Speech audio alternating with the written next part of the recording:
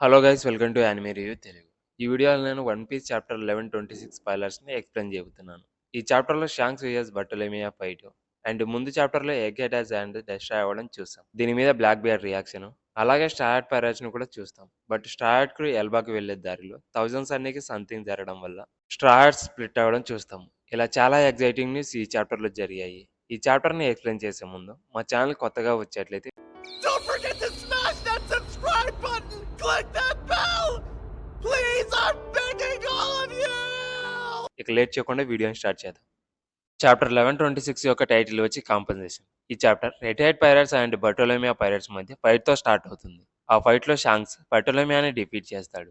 ఇక్కడ సిచ్యువేషన్ చూసుకుంటే క్వైట్ టెన్స్లో ఉంటుంది. బికాస్ కిడ్ లాగా బర్టోలెమియాను కూడా ఒక ఎంపరర్ ఆఫ్ ది సీ అయిన షాంక్స్తో డిఫీట్ అయ్యాడు. Red Head Pirates Bartolomeo captain and పైరట్స్ని డిఫీట్ చేసిన తర్వాత లూఫీని ఒక మంత్లో చంపమని పైజన్ని ఇస్తాడు. బట్ బర్టోలెమియా లూఫీని సేవ్ చేయడం కోసం ఆ పైజన్ని తనే డ్రింక్ చేస్తాడు. కానీ ఆ పాయిజన్ ఫేక్ అని తెలుస్తుంది. అది యాక్చువల్గా పేటల్ కాదు. బట్ అది లాయల్టీ టెస్ట్ కోసం షాంక్స్ కు బర్టోలెమియాకి ఇస్తారు. కిల్లర్ బార్క్ లో కూమా లూఫీని అటాక్ చేస్తున్నప్పుడు జోరో తన లాయాలిటీని చూపిస్తూ ఆ అటాక్ ని జోరో తీసుకొని ఆ పెయిన్ ని తను బేర్ చేస్తాడు. అది అయిపోయిన తర్వాత సాంజీ ఇక్కడ ఏం జరిగింది అని జోరోని అడిగితే నథింగ్ హ్యాపెండ్ అని అంటాడు. ఈ మూమెంట్ వన్ పీస్ సిరీస్ లోనే one of the baddest moment అని చెప్పొచ్చు. ఇక చాప్టర్లోకి వస్తే బర్టోలెమియా క్రూ షాంక్స్ నుండి తప్పించుకోవడానికి ట్రై చేస్తారు. బట్ ఊసా ఫాదర్ అయిన యాసఫ్ వాళ్ళ మీద షూట్ చేస్తాడు. అప్పుడు వాళ్ళ షిప్ సముద్రం మధ్యలో ఎక్స్ప్లోడ్ అయిపోతుంది. ఇక్కడ చూసుకుంటే యాసాఫ్ ఎంత పవర్ఫుల్లో తెలుస్తుంది. బికాస్ ఒక షాట్తోనే షిప్ ఎక్స్ప్లోడ్ చేసిండు అంటే ఎంత స్ట్రాంగ్ అయి ఉంటాడు. ఇది శాంక్స్ చాలా డిఫరెంట్గా ఉంది. బికాస్ శాంక్స్ అడ్మిరల్ సీకుజాకుని చాప్టర్ 1059లో న్యూ జనరేషన్ ముందు కావాడని కమెంట్ చేస్తాడు. బట్ సేమ్ శాంక్స్ కూడా శాకుజాకు లాగా బిహేవ్ చేస్తున్నాడు. Kid One Piece race and ఎల్బాలో ఉన్న ప్రజలకి ఒక థ్రెట్ గా ఉన్నాడు. బట్ బాటోలెమియా శాంక్స్ కి మరియు తన క్రూకి ఎప్పుడు కూడా ఒక థ్రెట్ కాదు. అండ్ ఈ చాప్టర్లో అలాగే ఫ్యూచర్ చాప్టర్లో సస్పిషియస్గా జరిగిందని చూస్తూ మనం శాంక్స్ గురించి ఇంకా చాలా తెలుసుకోవచ్చు. ఎగ్జాంపుల్ ఈవిల్ శాంక్స్ థియరీని అర్థం చేసుకొని ఎంతమంది హ్యాపీగా ఉండొచ్చు.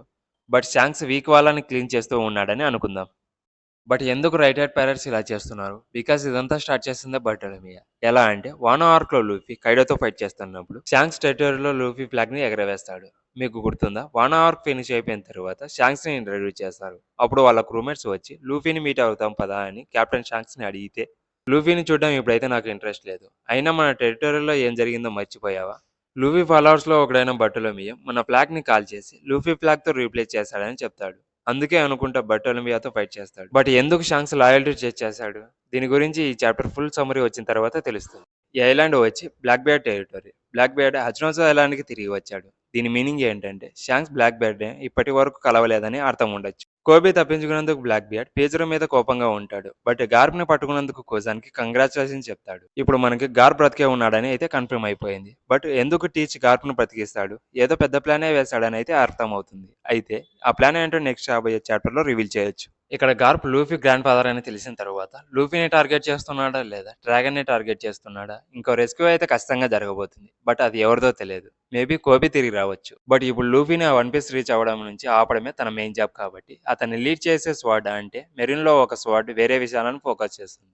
బట్ కోబీని ఫస్ట్ కాపాడిన గార్ప్ని సేవ్ చేయడం కోసం అయితే కాదు. కోబీ ఫస్ట్ ప్రయారిటీ వచ్చి లూఫీని వన్ పీస్ ని ఫైండ్ అవుట్ చేయకుండా ఆపడం. నెక్స్ట్ ఎగేడ్ ఐలాండ్ ఇన్సిడెంట్ 2 రోజుల తర్వాత థౌజండ్స్ అన్ని డిసపియర్ అయిపోతుంది. అంటే కనపడకుండా పోతుంది. దానితో పాటు Luffy, Zoro, Sanji, Nami, Chopper and Usopp వీళ్ళందరూ కూడా షిప్ తో మాయమైపోతారు. అండ్ మిగిలిన Robin, Franky, Brook, Jinbe, Bonney, Lilith and James వీళ్ళందరూ ఎల్బా షిప్ లో ఉంటారు. అక్కడ జరిగినవన్నీ చూసి వాళ్ళందరూ షాక్ లో ఉంటారు. ఇలా జరగడం వెనుక ఎవరి హస్తం ఉందని అనుకుంటున్నారు? నాకు తెలిసి ఇదంతా ముందు చాప్టర్ లో చూసిన మిస్టరీ మ్యాన్ చేసినట్టు ఉన్నాడు. మీరు ఇక్కడ గమనిస్తే క్రూలో జాయిన్ అయిన ఫస్ట్ 6 స్టార్ మెంబర్స్ మాత్రమే మిస్ అయ్యారు. అండ్ న్యూ మెంబర్స్ మాత్రం ఎల్బా షిప్ లో ఉన్నారు. ఇక్కడ చూసుకుంటే last time one hour starting లో స్టార్స్ లేకుండా చాప్టర్ 959 లో నైన్స్ కబార్డ్స్ లేకపోయిన టైంలో స్టామ్ వాటర్ లో ఒనిగే సినిమాకి వెళ్ళడం జరిగింది. ఆ తర్వాత ఓడెన్ ఫ్లాష్ బ్యాక్ ని చాప్టర్ 973 వరకు చూపించడం జరిగింది కదా. బట్ నెక్స్ట్ చాప్టర్ లో లూఫీ తిరిగి వచ్చి లాకెట్స్ క్రూతో కలిసి బీస్ట్ పైరట్స్ అంబిష్ ని స్టాప్ చేస్తాడు.